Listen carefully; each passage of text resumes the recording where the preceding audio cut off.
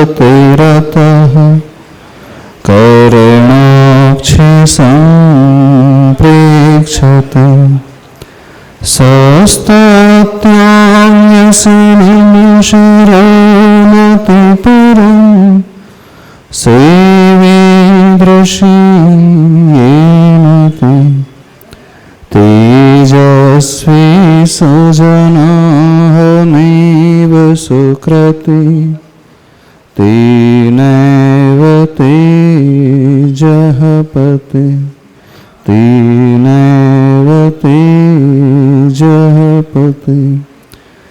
देवादिदेव अतिशयकारी से चिंतामणि पार्श्वनाथ भगवान की, गुरुनाम गुरु आचार्य भगवान श्री ज्ञान सागर जी महाराज की, संत श्रोमणी आचार्य भगवान गुरुदेव श्री विद्यासागर जी महाराज की,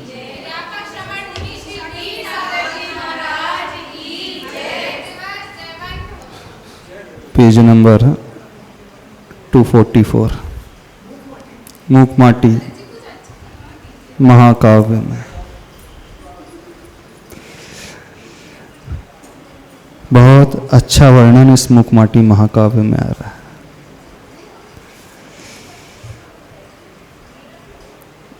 बहुत अलग ही चिंतन पूज्यवर गुरुदेव इसमें हमें दे रहे हैं। महापुरुष की बात कर रहे हैं। महापुरुष कैसे होते हैं? आचार्य प्रवर ज्ञान सागर महर्षि जो हुए हैं,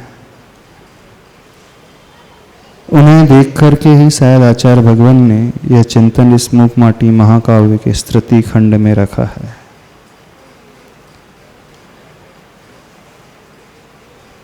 वर्णन अभी तक जो चल रहा था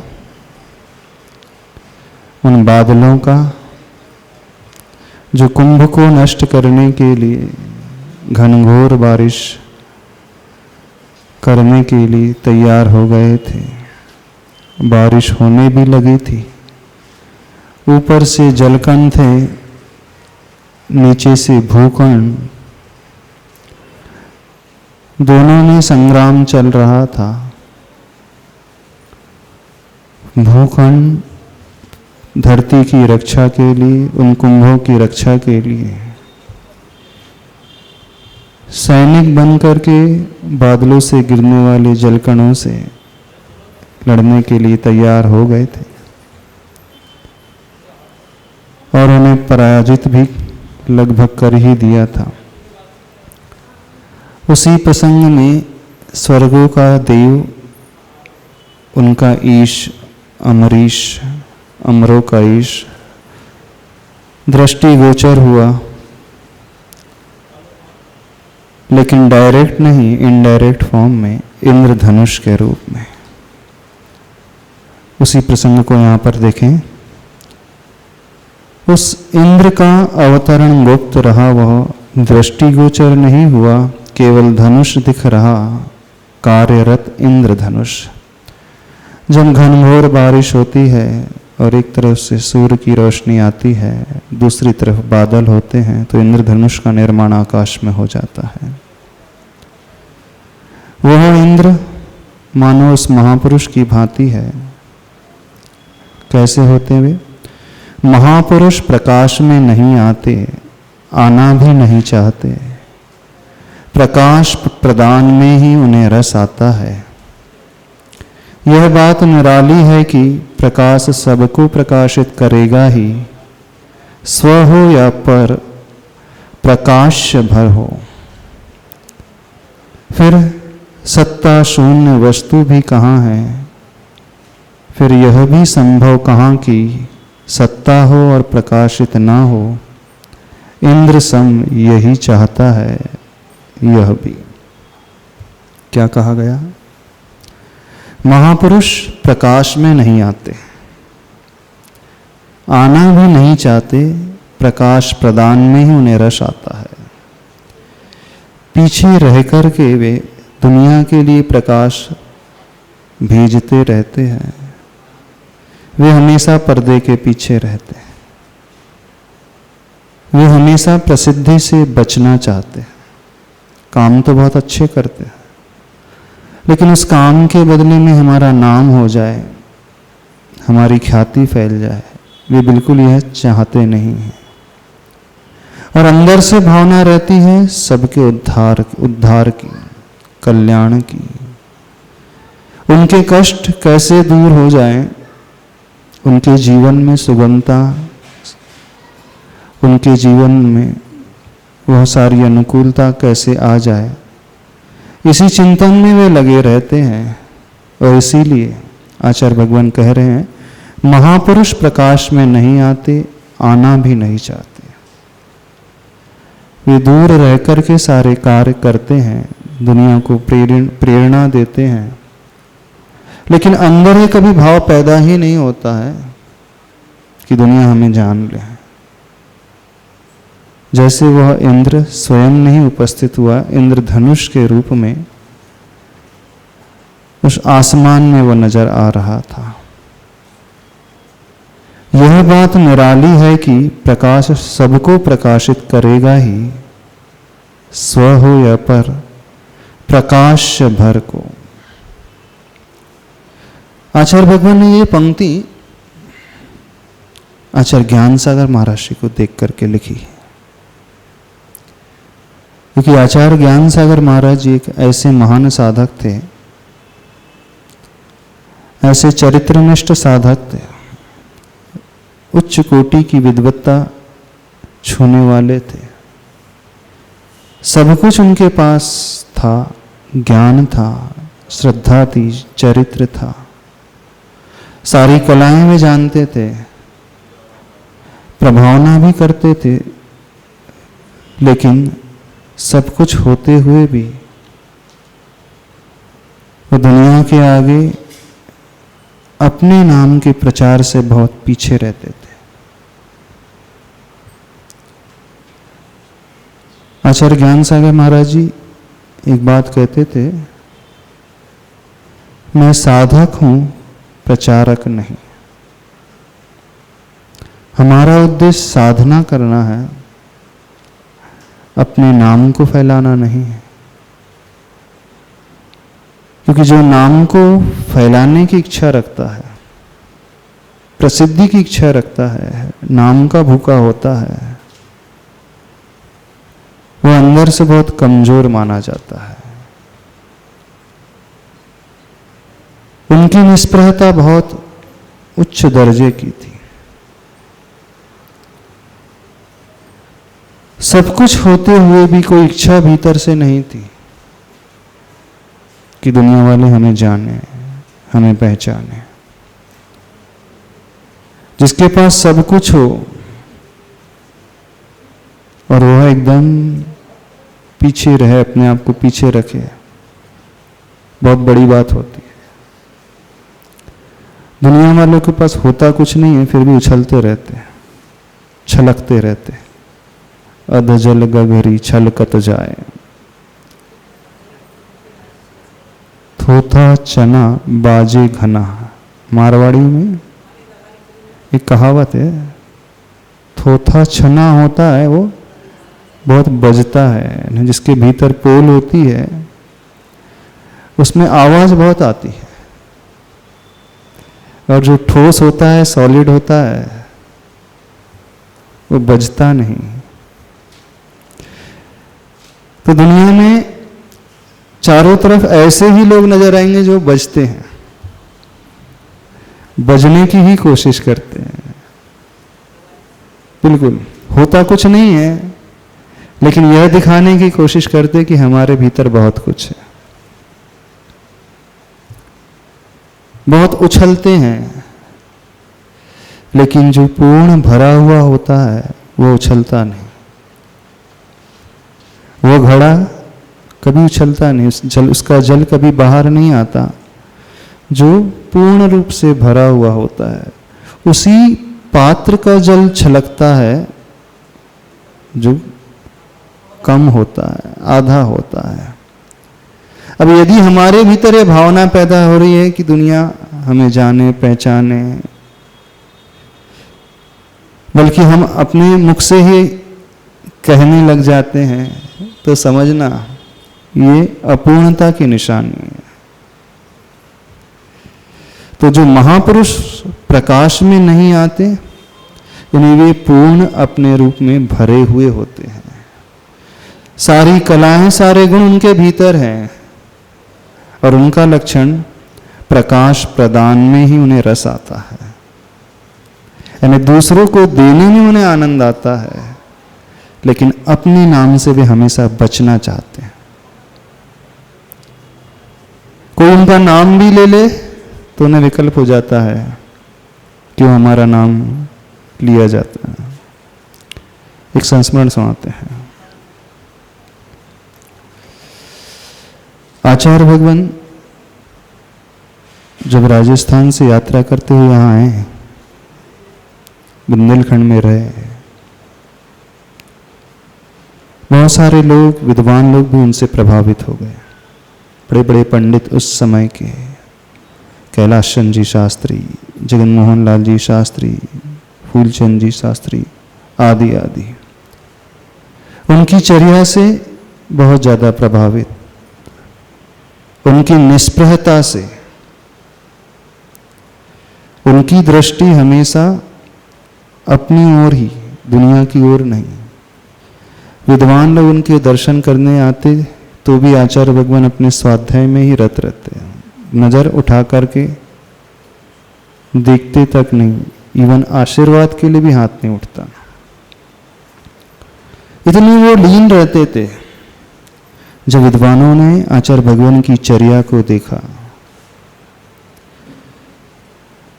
तो जो श्रद्धा नहीं रखते थे धर्म के प्रति, अथवा जिनका झुकाव निश्चय की ओर था, जो ये मानने लगे थे पंचम काल में सही साधक होते ही नहीं है, सही मुनि होते ही नहीं है, पंचम काल में चर्या करना लगभग असंभव है, और जितने भी साधकों को उन्होंने देखा था वहाँ शिथिलता बहुत थी।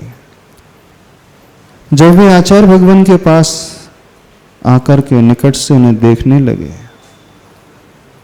तो उनका वो भ्रम टूटने लगा जो उन्होंने पाल करके रखा था कि आज वर्तमान में सही चर्या वाले साधु नहीं होते। गुरुदेव की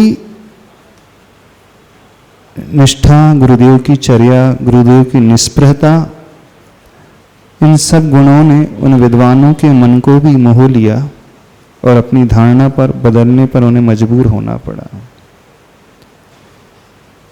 इतना ही नहीं, उन्होंने परीक्षा भी की गुरुदेव की। गुरुदेव अंतरंग से निष्प्रह साधक है कि सिर्फ बहिरंग से निष्प्रह साधक है।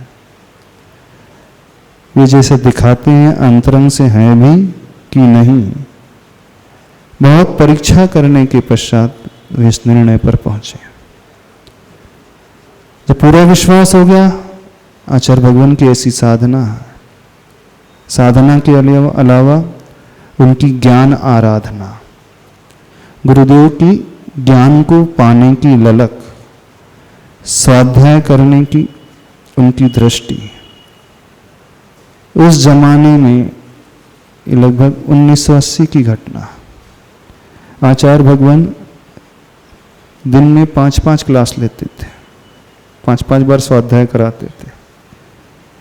प्रातः सवेरे 2 स्वाध्याय होते थे, आहार के बाद, फिर सामायिक के बाद 3 स्वाध्याय, ऐसे सवेरे से लेकर संध्या काल तक सिर्फ स्वाध्याय ही स्वाध्याय कराते रहते थे। और इतनी कम उम्र में उनका ज्ञान, सिद्धांत की पकड़ बहुत अच्छी हो गई। उसी समय सठखंडागम शास्त्रों को लिपिबद्ध किया गया था, प्रिंट कराया गया था। विद्वान लोग उसकी हिंदी कर रहे थे, बालचंद जी शास्त्री आदि, फूलचंद जी शास्त्री। तो उन विद्वानों के मन में यह भाव पैदा हुआ, देखो जो सठखंडागम ग्रंथ हैं, जानते हो ना, जैन धर्म की रीढ़ है सठखंडागम। अभी कुछ दिनों के पश्चात पर्व आने वाला, श्रुत पंचमी महापर्व, ज्येष्ठ शुक्ला पंचमी को। उस पर्व में उन सठखंडागम ग्रंथ ग्रंथों की पूजन, पूज्यवर पुष्पदंत भूतबली ने जिन ग्रंथों को पढ़ा था अपने धरसेन स्वामी जी से, तो उनकी पूजा उन देवताओं ने की थी। सठखंडागम 6 खंडों में विभाजित धरसेन स्वामी जी ने अपने शिष्यों को दिया। तो जैन धर्म के प्रमुख सिद्धांत ग्रंथों में आते हैं, संस्कृत और प्राकृत में लिखे गए, और उनकी टीका धवला ग्रंथों के नाम से वीरसेन स्वामी जी ने 16 भागों में की, और उन ग्रंथों का प्रकाशन उस समय हुआ।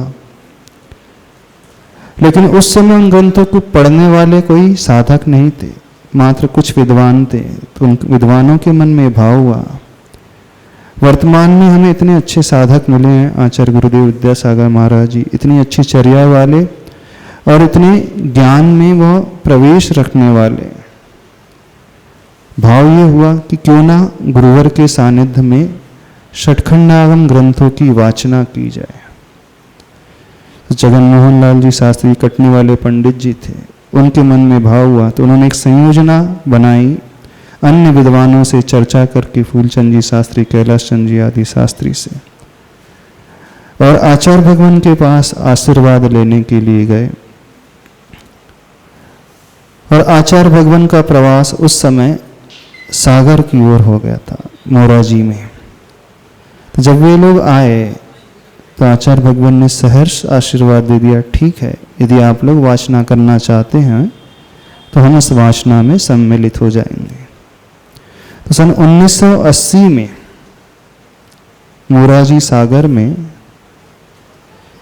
अक्षय तृतीया के दिन से वो वाचना शुरू हुई थी, और प्रातः काल 7:30 बजे से लेकर लगभग 9:15 बजे तक कंटिन्यू वो वाचना चलती थी, 2.5-3 घंटे।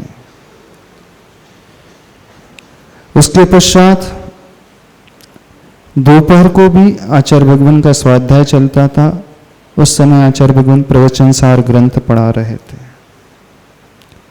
धीरे धीरे ये वाचना का क्रम जगनमोहन लाल जी शास्त्री के निर्देशन में चलता रहा। कैलाश चंद जी शास्त्री सम्मिलित हो गए।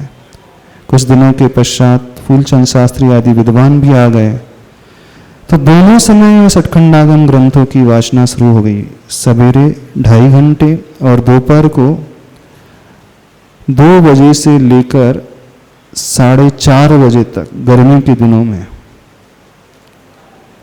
2 सेशन चलते थे 2.5 घंटे के लगभग, गर्मी के दिनों में। और इतना ही नहीं, जब एक सेशन शाम का सेशन पूरा हो जाता था तो 5 बजे से आचार्य भगवान एक स्वाध्याय संघ का और लेते थे, प्रवचनसार का। ये 6 घंटे दिन भर स्वाध्याय ही स्वाध्याय। एक एक पुस्तक की वाचना होते गई, और जिस दिन श्रुत पंचमी पर्व आया उस दिन तक वह वाचना चली। वैशाख शुक्ला तीज से लेकर ज्येष्ठ शुक्ला पंचमी तक, है ना। तो इतनी लंबी वो वाचना चली। अब श्रुत पंचमी को जब वाचना पूरी हो गई, विद्वानों के मन में एक भाव जागृत हुआ आचार्य भगवान को लेकर के। आचार्य भगवान की साधना इतनी उत्कृष्ट है, तो उन्होंने कहा कि हम आचार्य भगवान के लिए एक पद देना चाहते हैं, एक उपाधि देना चाहते हैं।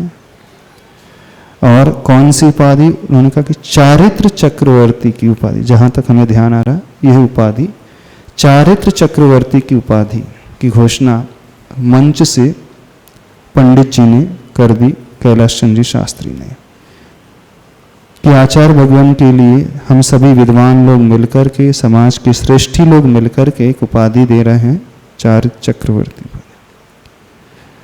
अब उन्होंने तो घोषणा कर दी। आचार्य भगवान उस समय शांत बैठे रहे। जब आचार्य भगवान के पास माइक आया तो आचार्य भगवान ने कहा, मुझे मेरे गुरु महाराज ने जो पद दिया है बस उतना ही रहने दीजिए।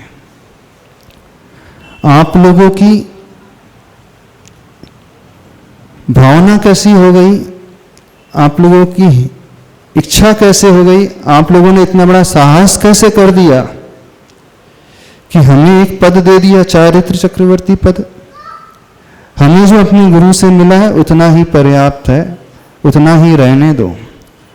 बोलो ये जितने भी पद हैं ये सब आस्पद के स्थान हैं, यानी सारे के सारे पद जो है संसार में भटकाने वाले हैं, रोकने वाले हैं। हमें कोई आवश्यकता नहीं किसी पद की, हम जो हैं जितने हैं उतने ही रहने दीजिए। और आइंदा से भविष्य में किसी भी प्रकार की घोषणा करने के पूर्व सभी विद्वानों से कहना है, थोड़ी जोरदार शब्दों में आचार्य भगवान ने कहा कि कोई भी ऐसे पद आदि की घोषणा न की जाए।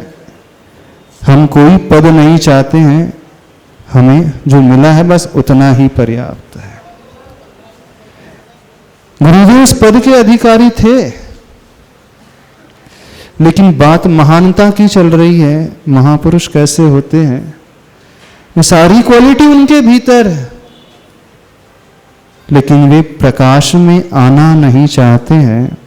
प्रकाश प्रदान करना ही जिनका लक्ष्य होता है, प्रकाश प्रदान में ही जिन्हें रस आता है, ऐसे वे महापुरुष हैं। पीछे रह करके आज वर्तमान में लोग पद चाहते हैं, उसकी होड़ में लगे हैं, लेकिन आचार्य भगवान उन सब से बहुत दूर थे।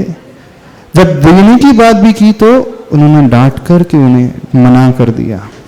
ये कहलाती है महानता, ये कहलाती है निष्प्रहता। भीतर से कोई भाव नहीं कुछ पाने का। जब ऐसी साधना जिसकी हो जाती है तो समझना वह सबसे बड़ा साधक कहलाता है। इस पद की इच्छा को जीतना सबसे बड़ी साधना कहलाती है, और यही साधना पूज्यवर ज्ञान सागर महाराज श्री की। और उन्हीं की साधना को देख करके आचार्य भगवान ने इन पंक्तियों को लिखा था कि वे प्रकाश में नहीं आते, आना भी नहीं चाहते, बस प्रकाश प्रदान में ही उन्हें रस आता है। यह बात निराली है कि प्रकाश सबको प्रकाशित करेगा ही।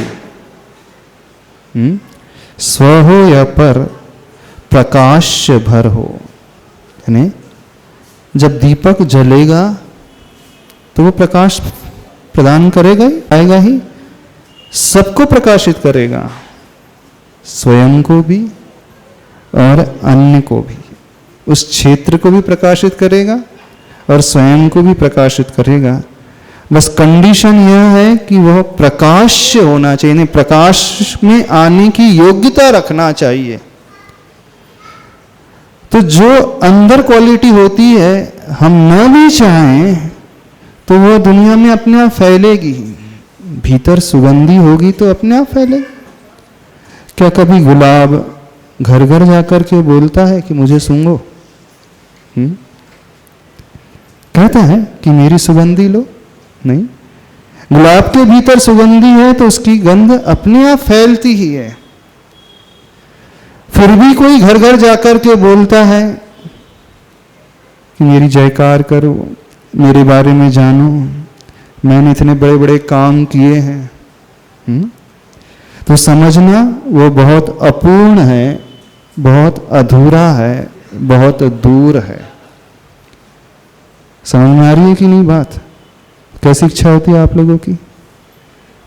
थोड़ा सा करते हैं और बताने की इच्छा हो ही जाती है, सबके मन में हो जाती है।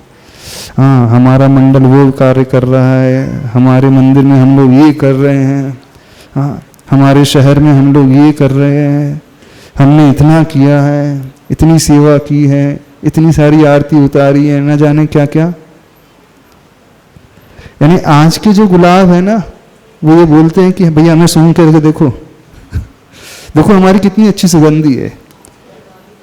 अच्छा, आज के गुलाब नहीं, कागज के गुलाब हैं न, दिखने वाले गुलाब, आर्टिफिशियल जो सो कॉल्ड होते हैं ना, तो उन्हें बताने की आवश्यकता पड़ती है कि हमें सूंघो। जो लेकिन ओरिजिनल सुगंधी को लिए हुए होता है, उसे कभी कहना नहीं पड़ता है, अपना परिचय नहीं देना पड़ता है कि मेरे भीतर यह सुगंधी है, मेरे भीतर यह गुण है, अपने आप फैल जाएंगे।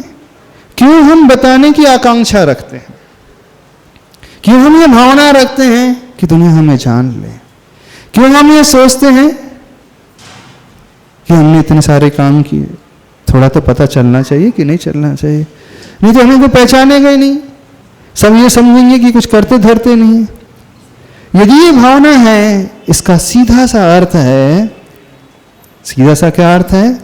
हमने नाम के लिए किया, हमने उस क्वालिटी को रख करके, उस पर्पस को रख करके नहीं किया। फॉर एग्जाम्पल, आप व्रत करते हो, उपवास करते हो, कहना चाहते हो उपवास किए इतने सारे 10 लक्षणी करते हैं, 10 साल से करते आ रहे हैं, तो उपवास साधना के रूप में नहीं, प्रभावना के दूसरों को बताने के रूप में। तो व्यक्ति पर्पस को, उद्देश्य को गौण कर जाता है, और जब उद्देश्य गौण हो जाता है तो उसकी ये भावना पैदा होने लगती है कि दुनिया मुझे जान ले। समझ में आ रही है बात? नहीं समझ में आ रही है? तो महापुरुष प्रकाश में नहीं आते, आना भी नहीं चाहते, प्रकाश प्रदान में ही उन्हें रस आता है। यानी दूसरों को आगे करने में उन्हें आनंद आता है, स्वयं तो पीछे बहुत रहते हैं, इतने सिंपल बने रहते हैं, इतने सरल बने रहते हैं जैसे कुछ आता जाता ही ना हो। जो सब कुछ रखते हुए इतना सिंपल बना रहे, मानना महानता उसके चरण चूम रही है, वो महानता की श्रेणी में आता है। विषय समझ में आ रहा नहीं आ रहा? बहुत सुंदर पंक्तियां लिखी गुरु जी ने। बस प्रकाश्य वह होना चाहिए, प्रकाशित होने की योग्यता रखना चाहिए, तो अपने आप प्रकाशित हो ही जाएंगे। क्यों चिंता करते हैं हम कि हमारा नाम दुनिया वाले लें, हमें आगे आगे की करें, हमसे कुछ कहें? फिर सत्ता शून्य वस्तु भी कहाँ है, फिर यह भी संभव कहाँ कि सत्ता हो और प्रकाशित ना हो। इंद्र संग यही चाहता है यह भी। दुनिया में जितनी भी वस्तु, जितने भी पदार्थ होते हैं, हर वस्तु की अपनी सत्ता यानी अपना एग्जिस्टेंस होता ही है, अस्तित्व होता ही है। और जिसकी सत्ता होती है, जिसका अस्तित्व होता है, वो अपने आप आज नहीं तो कल प्रकाशित होगा ही। जो कार्य करेगा उसे दुनिया आज नहीं तो कल जानेगी ही, लेकिन हम कर कर के उसे बेच देते हैं थोड़े से प्रकाश में आने के लिए। सारी मेहनत, सारा पुरुषार्थ, सारी तपस्या, सारे अच्छे कार्य करके भी हम थोड़े से नाम के लिए उन अच्छे कार्यों को यूं ही बेच देते। किसी व्यक्ति विशेष के लिए नहीं कह रहे, मानसिकता बता रहे हैं, नहीं तो कोई सोचे कि महाराज जी हमारे लिए कहने लगे। नहीं, किसी मंडल विशेष के लिए, किसी समाज विशेष के लिए, किसी शहर विशेष के लिए नहीं कह रहे हैं, किसी लोग विशेष के लिए नहीं कहा जा रहा है। ये सबसे बड़ी कमजोरी है सभी लोगों की। सत्ता हो और प्रकाशित ना हो, ऐसा तो हो ही नहीं सकता। देखना आचार्य भगवान की ओर भावना, मैं यथाकार बनना चाहता हूँ, व्यथाकार नहीं, और मैं तथाकार बनना चाहता हूँ, कथाकार नहीं। क्या कहा गया? मैं यथाकार बनना चाहता हूँ, व्यथाकार नहीं। यथाकार मीन्स जैसा हूँ वैसा ही रहना चाहता हूँ। ओरिजिनलिटी अपनी जो भीतर की है, जो स्वभाव है हमारा, यथाकार मीन्स जो हमारा स्वभाव, मैं अपने स्वभाव में ही रहना चाहता हूं और कुछ नहीं चाहता हूं। व्यथाकार नहीं, यानी इधर उधर की व्यथाओं को कहने वाला नहीं। और मैं तथाकार बनना चाहता हूं, कथाकार नहीं। तथाकार यानी, यथाकार क्या यानी एज इट इज, तथाकार मतलब जैसा कहा गया है वैसा ही। कथाकार नहीं यानी उस लेखक की भांति नहीं जो लिखता भी है, कहानी कहता भी है, लेकिन सामने अपने नाम की अपेक्षा रखता है।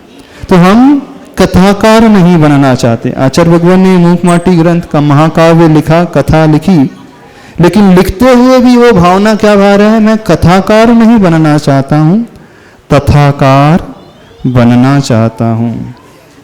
इस लेखनी की भी यही भावना है। किस लेखनी की भी? आचार्य भगवान ने जो कृति लिखी है, जो लेखक है, उस लेखनी की भी यही एकमात्र भावना है। इतना ही रखें, समय हो गया। बड़े खुश हैं।